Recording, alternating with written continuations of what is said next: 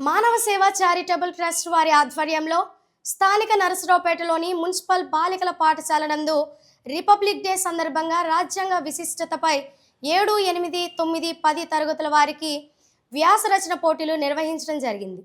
ఈ కార్యక్రమానికి అధ్యక్షులుగా మానవ సేవ చారిటబుల్ ట్రస్ట్ అధ్యక్షుడు వంకాయలపాటి రవి, అంబేద్కర్ ఆశ సాధన కమిటీ అధ్యక్షులు కాల్వ రవి, రాఘవేంద్ర చారిటబుల్ ట్రస్ట్ అధ్యక్షురాలు పూనూరి కృష్ణకుమారి, సాధన చారిటబుల్ ట్రస్ట్ అధ్యక్షురాలు పిడతల రమాదేవి, మానవ సేవ చారిటబుల్ ట్రస్ట్ సభ్యుడు doctor Abdul Salam, school HM Maulabi, school ఉపాధ్యాయులు, సిబ్బంది పాల్గొన్నారు. తెలుసు, రాజ్యాంగ నిర్మాత అంబేద్కర్ గారి గురించి తెలుసు.